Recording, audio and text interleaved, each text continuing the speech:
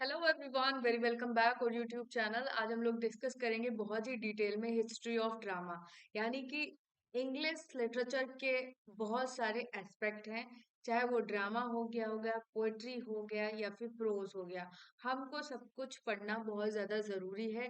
तो स्टार्टिंग से नहीं पढ़ेंगे, यानी कि कहाँ से ओरिजिन हुआ है आखिर ड्रामा का, और हर पीरियड में कुछ ना कुछ अलग एक्सपेरिमेंट हुआ है, तो उसके बारे में जानना बेहद जरूरी है। तो चलिए स्टार्ट करते हैं आज का हमारा important session without any delay. बने रहिएगा लास्ट में, और लास्ट तक बने रहिएगा, और होप आप यहाँ से कुछ बहुत ही अच्छा लेके जाने वाले हैं। सो स्टार्ट करते हैं आज का important session, history of drama. So first slide आपके सामने है, ओरिजिन ऑफ ड्रामा के बारे में हम बात करेंगे। यहाँ पे कुछ इंपॉर्टेंट पॉइंट्स लिखे गए हैं जो कि एग्जाम सेंटर्ड है, बाकी कुछ भी यहाँ पे हॉच पॉच नहीं की गई है। देखिए, ड्रामा की स्टार्टिंग कहाँ से हुई है, कहाँ से इसका जन्म हुआ है। एंशियंट ग्रीस में हम लोग चलते हैं। 5th century BC. बीसी का मतलब होता है बिफोर क्रिस्ट एरा, यानी कि क्रिस्ट एरा के स्टार्टिंग से पहले की जो एरा थी उसको हम क्रिस्ट बीसी बोलते हैं। ठीक है। एंशियंट ग्रीस में क्या होता है, Greek drama is considered the foundation of western drama. Greek में जो भी वर्क्स लिखे गए हैं ड्रामा के फॉर्म में, वो कंसिडर किए जाते हैं वेस्टर्न ड्रामा। उसी पे बेस होके आज जितने भी वर्क लिखे जा रहे हैं हमारे इंग्लिश लिटरेचर में, वो सब कुछ हमारे ग्रीक जो स्कॉलर्स हैं, ग्रीक जो फिलोसफर हैं, उनकी फिलोसफी पे ही बेस्ड होके लिखे जाते हैं। It originated from the religious festivals, specially those honouring the god Dionysus. Okay, एक गॉड थे ग्रीक डायोनियस, उन्हीं के सम्मान में, उन्हीं के प्रति जो स्पिरिचुअलिटी थी, उसी के सम्मान में जो रिलीजियस फेस्टिवल्स मनाए जाते थे, उन्हीं में ड्रामा का परफॉर्मेंस किया जाता था। उन्हीं को ध्यान में रख के ड्रामास लिखे जाते हैं। The two major forms of Greek drama were tragedy and comedy. आपको दो तरीके के ड्रामा के फॉर्म दिखाई पड़ेंगे ग्रीक में, ट्रेजेडी एंड कॉमेडी। ट्रेजेडी जो थी वो मेनली फोकस करती थी ह्यूमन सफरिंग्स के बारे में, टिपिकली हैड अ मोरल और फिलोसॉफिकल थीम, यानी कि ऐसी तरीके से उस उनकी सफरिंग को प्रेजेंट किया जाता था जिससे एक मोरलिटी भी हम सीख पाए, और एक फिलोसॉफिकल जो मैसेज है, यानी कि दुख सहने की जो क्षमता का विकास किया जा सके, वो फिलोसॉफिकल थीम पे बेस्ड होते थे ये ड्रामास। देखिए, अब देखिए कुछ यहाँ पे ऑथर्स हैं, उनके उन्होंने कुछ प्लेस लिखे हैं, जैसे एस्फाइलस, सोफोकल्स एंड यूरिपिड्स। इन्होंने कुछ प्लेस लिखे हैं जिसमें इस तरह की थीम आपको देखने को मिलेगी। कॉमेडी की बात करें तो कॉमेडी लाइट हार्टेड होती है, हमारे एंटरटेनमेंट के लिए की जाती है, और बेसिकली सटारिकल टोन में होती है। सटारिकल मीन्स यानी कि आप कॉमेडी ह्यूमर के वे में आप किसी पॉलिटिकल या सोशल इशू को कन्वे कर रहे हैं, यानी कि आम जनता को उस इशू के बारे में समझाने की कोशिश कर रहे हैं, वो होता है सटायर। अरिस्टोफेंस इसके मेन एग्जाम्पल्स हैं जो इस तरीके के सटायर्स लिखते थे। नेक्स्ट देखिएगा, यहाँ पे रोमन ड्रामा आएगा। ग्रीक के बाद आते हैं रोमन। रोमन ड्रामा जो होते हैं 3rd century BC to 5th century C. Roman drama borrowed heavily from Greek drama but was more focused on spectacles and entertainment. Spectacles क्या होते हैं, जो सीनरीज पे फोकस होते हैं। इंटरटेनमेंट यानी कि म्यूजिकल जो टोन डाली जाती है, उसको हम इंटरटेनमेंट में इंक्लूड करते हैं। देखिए, अरस्तु को, जिन्होंने अरिस्टोटल को पढ़ा होगा, उन्होंने ट्रेजेडी के 8 एलिमेंट्स दिए हैं, जिसमें इन्होंने बिल्कुल भी नेग्लेक्ट कर दिया है किसको, तो स्पेक्टिकल्स एंड एंटरटेनमेंट को। लेकिन इन्होंने ग्रीक ड्रामास को तो फॉलो किया है रोमन ने, बट सबसे ज्यादा क्या फॉलो किया वहां से, उन्होंने स्पेक्टिकल्स एंड एंटरटेनमेंट को सबसे ज्यादा फॉलो किया है। Plautus and Terence were two famous Roman playwright who adopted Greek comedies, जिन्होंने ग्रीक कॉमेडीज को अडॉप्ट किया था। नेक्स्ट जो है सेनेका। सेनेका भी एक प्ले राइट है, कहाँ के, रोमन ट्रेजेडीज के। और इनके जो प्लेज हैं, इनके जो ड्रामास हैं, मेनली जाने जाते हैं डार्क एंड वॉयलेंट थीम के लिए। तो ये दोनों राइटर्स, यहाँ पे कुछ राइटर्स हैं रोमन ड्रामास के, उनको याद रखिएगा। नेक्स्ट हम चलते हैं, मेडिवल ड्रामा के बारे में हम लोग बात करेंगे। यहाँ पे मेडिवल ड्रामा जो है फिफ्थ से 15th सेंचुरी के बीच का जो टाइम था उसको मिडिवल पीरियड में रखते हैं। उसमें कुछ मेडिवल ड्रामास लिखे। मेडिवल जो टाइम पीरियड है वो बेसिकली रिलीजियस और चर्चेस पे फोकस है, यानी कि क्लर्गी थीम पे ज्यादा फोकस है। After the fall of Roman empire के फॉल होने के बाद क्या होता है, विलियम द कनकोरर जब आता है यहाँ पे, ओके, विलियम द कनकोरर आता है तो वो फ्रेंच लैंग्वेज में सब कुछ कर देता है, राइट। वो सब कुछ तो आप जानते होंगे। एंग्लो जो नॉर्मल पीरियड होता है। यहाँ पे देखिए, drama in Europe largely became tied the church, यानी कि अब सारा फोकस कहाँ गया था कि जो ड्रामास थे वो बेसिकली जो प्लेस थे वो चर्च में परफॉर्म किए जाने लगे थे। इट री emerge through liturgical drama which were religious play performed during church services। Okay, यानी कि अब जो भी ड्रामास थे, जो भी प्ले थे, वो रिलीजियस थीम पे बेस्ड थे और ये बेसिकली चर्च में डिफरेंट डिफरेंट जो ओकेशंस होते थे उसमें परफॉर्म किए जाते थे।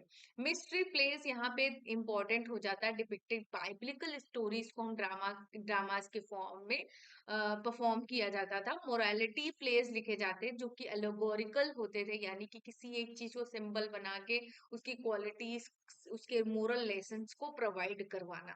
ओके, मिरेकल प्लेस जो थे focused on the leaves of cents, यानी सेंट्स कैसे रहते थे, साधु संत, उस पे ये ज्यादा फोकस होते थे। ओके, तो ये तीनों mystery place, morality place and miracle place clear हो गए होंगे। इन द लास्ट आपको पता चलेगा कि फर्स्ट मिस्ट्री प्ले कौन था, मोरालिटी प्ले कौन था, मिरेकल प्ले कौन था। तो कंटिन्यूअस वॉच करते रहिए।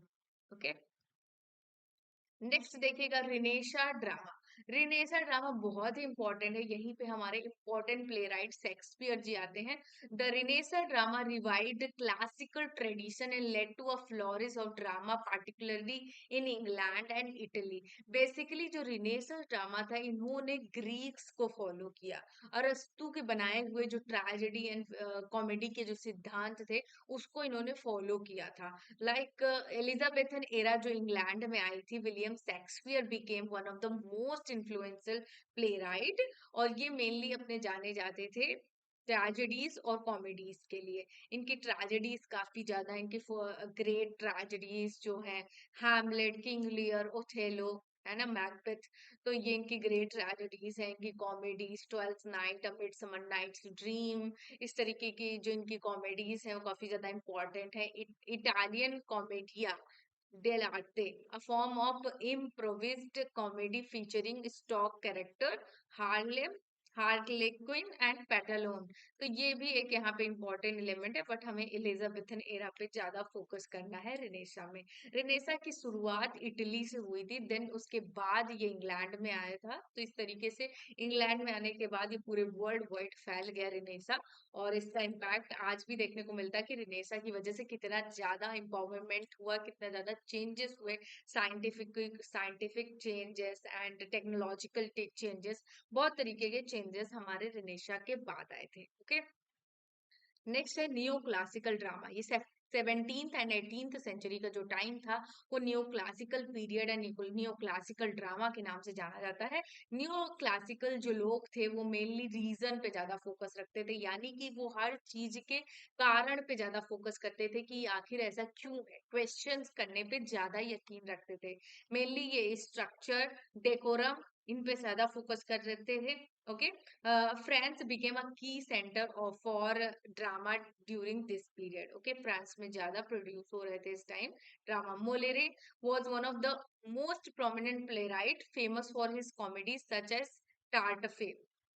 इनकी एक कॉमेडी है टार्टफे, और मेनली जैसा कि यहाँ पे बताया गया न्यू क्लासिकल ने फ्रांस में सबसे ज्यादा हो रहा था ड्रामा, सबसे ज्यादा लिखे जा रहे थे, तो मोलेरे यहाँ पे नाम याद रखिएगा। इनका एक फेमस कॉमेडीज है इनकी, टार्टफे से नाम से। Plays followed strict rules regarding the unity of time, place and action. जैसे कि अरस्तु ने बताया था कि प्ले में क्या होना चाहिए, unity of time, place and action का होना चाहिए। इस तरीके की यूनिटी का बात किया है किन्होंने, यानी कि यूनिटी ऑफ टाइम से मतलब कि प्ले एक लिमिटेड टाइम में होनी है, ये एक पीरियड में उसको सेट होना चाहिए। ये नहीं कि हम एक प्ले बना दें तो वो सदियों तक चलता रहे, यानी सदियों तक तो कोई परफॉर्म नहीं करता। तो इस तरीके से जैसे कि आपने देखा होगा कि जो एंशियंट टाइम में 5 एक्ट से, तो आप अभी अगर मॉडर्न टाइम में पूछा जाए तो आप अगर जॉन गाल्सवर्दी को पढ़ेंगे तो 3 एक्ट 2 एक्ट्स में उनके प्लेज आपको देखने को मिलेंगे। इस तरीके से बांट रखा है टाइम पीरियड में।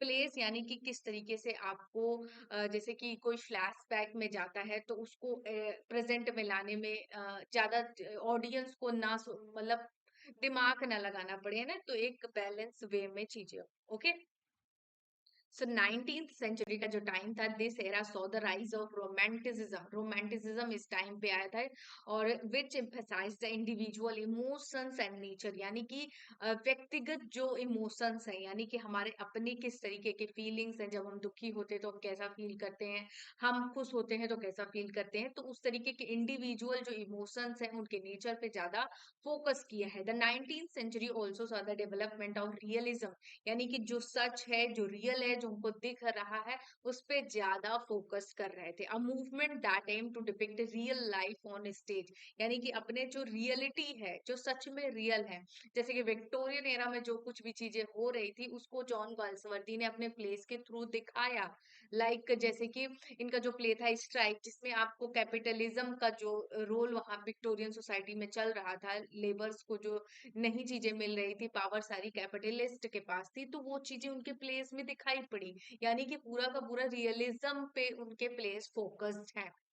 हेनरिक इब्सन, ये नॉर्वे से थे, wrote realistic plays such as A Doll's House. Anton Chekhov, ये रसिया से थे, इन्होंने wrote about the complexities of ordinary life in plays like The Cherry Orchard. तो ये दो राइटर्स हैं, इनको याद रखिएगा, और ये इंपॉर्टेंट इनके प्लेस हैं, इनको भी याद रखिएगा। नेक्स्ट है मॉडर्न एंड कंटेम्परेरी ड्रामा, जो 20th सेंचुरी से प्रेजेंट में अभी लिखा जा रहा है, उस पर बात करेंगे। The 20th century saw great diversity of dramatic forms often breaking traditional rules, यानी कि ग्रीक और रोमन्स से जो रूल्स चले आ रहे थे उनको पूरी तरीके से क्या किया है, ब्रेक कर दिया गया है। अब देखिए यहाँ पे expressionism, absurdism and existentialism became popular with his playwright like Bertolt Brecht. The three पैनी ओपेरा इनका एक प्ले है, ये भी याद रखिए। And Samuel bucket waiting for Gadot, ये भी एक इम्पॉर्टेंट प्ले है। Musical theatre emerged in US with major production like the Phantom of the Opera and Hamilton. Okay, postmodern drama often blend genres and challenge the audience perceptions of reality, यानी post modern जो drama था वो audience का क्या perception है, क्या reality है, उस पे ज्यादा बेस्ड होके लिखे जाते थे। ओके, तो ये तो इम्पोर्टेंट चीजें हो गई। मुझे लगता है कि एक वीडियो ऐसा होना चाहिए जिसमें हम सारी मैगजीन्स को डिस्कस करें, सारे पब्लिकेशन हाउसेस को डिस्कस करें जो डिफरेंट डिफरेंट एरा वाइज आए थे। ओके, तो उसका भी एक नेक्स्ट वीडियो आएगा। ओके, अब यहाँ पे कुछ समराइज कर लेते हैं जितना हमने पढ़ा है, ठीक है। यानी कि ग्रीक ड्रामा कैसा था, तो ओरिजिन हुआ था इसमें ट्रेजेडी एंड कॉमेडी के तौर पे ड्रामा का। रोमन ड्रामा में क्या था, focus on entertainment and spectacled, यानी कि ये ग्रीक से इन्फ्लुएंस तो थे, लेकिन जैसे कि ग्रीक्स जो अरिस्टोटल ने बताया था कि यहाँ पे सबसे ज्यादा इंपॉर्टेंट क्या है, प्लॉट है, देन उसके बाद कैरेक्टर है, इसको बहुत कम इंपॉर्टेंट दिया था। म्यूजिक और स्पेक्टिकल को बिल्कुल लीस्ट इंपॉर्टेंट दिया था, लेकिन ये इसके अगेंस्ट है, ये इसको मानते थे, ज्यादा इंपॉर्टेंस देते थे। मेडिवल ड्रामा जो था ये religious and moral story telling पे ज्यादा बेस्ड था। रिनेसा जो ड्रामा था वो फ्लोरिसिंग ऑफ क्लासिकल इनोवेटिव वर्क्स, यानी कि ये क्लासिकल यानी ग्रीक्स को मानते थे, उनकी फिलोसफी पे बेस्ड होके इमिटेट करते थे बेसिकली। नियो क्लासिकल ड्रामा जो था उसके स्ट्रिक्ट रूल्स और रीजंस एंड स्ट्रक्चर पे बेस्ड था। Realism depiction of real life and social issues पे बेस्ड था। मॉडर्न ड्रामा जो था एक्सप्लोरेशन ऑफ ह्यूमन साइकोलॉजी, यानी कि इंसान कैसे सोचता है।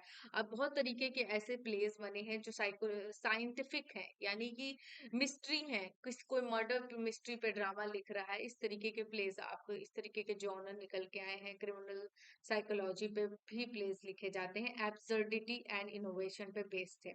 ओके, तो ये हमारा कुछ समराइज हो गया, कुछ और इम्पोर्टेंट पॉइंट्स हैं उनको भी देख लेते हैं। देखिए, फर्स्ट ग्रीक ड्रामा जो था The Persian by Aeschylus, Aeschylus का जो द पर्सियन है वो फर्स्ट ग्रीक ड्रामा था, is the earliest surviving tragedy depicting the Persian defeat of the battle of Salamis. Okay, यानी कि पर्सियन की हार के बारे में जिक्र हुआ है जो बैटल ऑफ सैलामिस में हुआ था। फर्स्ट रोमन ड्रामा था लिवियस एंड्रोनिकस का 240 बीसी में इंट्रोड्यूस और Roman drama by adapting Greek tragedies and comedies through none of work survive, यानी कि इनके कोई भी वर्क सर्वाइव नहीं हुए थे। फर्स्ट इंग्लिश ड्रामा जो था राल्फ रॉयस्टर डॉयस्टर, एक कॉमेडी था जो कि निकोलस उडल ने लिखा था 1552 में, is consider the first English comedy modelled after Roman comedies. Okay, Roman comedies के बाद ये फर्स्ट इंग्लिश कॉमेडी के तौर पे कंसिडर की जाती है। सो हमने बात किया था कि morality play, miracle play and mystery play के बारे में भी देखेंगे।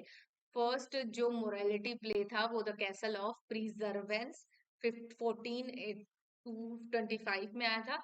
मिरेकल प्ले जो था Saint Catherine performed 1100 through not extant, इसका कुछ कंफर्म डेट नहीं पता है। मिस्ट्री प्ले जो था The York Mystery Plays mid 14th century. तो ये फर्स्ट है। Morality play The Castle of Perseverance, और मिरेकल प्ले था सेंट कैथरीन, और मिस्ट्री प्ले था The York Mystery Plays. Okay, so हम यहाँ पे कुछ most famous dramas in English literature, कुछ इंपॉर्टेंट ड्रामास की लिस्ट रखी, इनको देख लेते हैं एक बार, क्योंकि नेम हो सकता पूछा जा सकता है हमारे एग्जाम्स में। तो Hamlet by William Shakespeare, Macbeth by William Shakespeare, King Lear by William Shakespeare, Othello by William Shakespeare. तो इन चारों को तो याद ही रखिएगा। फोर ग्रेट ट्रेजेडीज है Midsummer Night's Dream by William Shakespeare, that Importance of Being Earnest by Oscar Wilde, Waiting for Godot by Samuel Beckett, A Doll's House by Henrik Ibsen, Death of Salesman by Arthur Miller, और Pygmalion by George Bernard Shaw। उसके बाद The Crucible by Arthur Miller, उसके बाद The Glass Menagerie by Tennessee Williams, उसके बाद Romeo and Juliet by William Shakespeare, Doctor Faustus by Christopher Marlowe, बहुत अच्छी story है, आप जरूर पढ़िएगा। No Exit by Jean Paul Sartre, Long Day's Journey into Light by Eugene O'Neill, Who's Afraid of Virginia Woolf by Edward Albee, Look Back in Anger by John Osborne, The Tempest by William Shakespeare, Julius Caesar by William Shakespeare।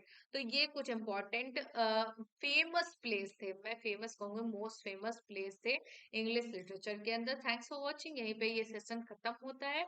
मिलते हैं next session में, तब तक अपना ध्यान रखें, पढ़ते रहें, बाय बाय।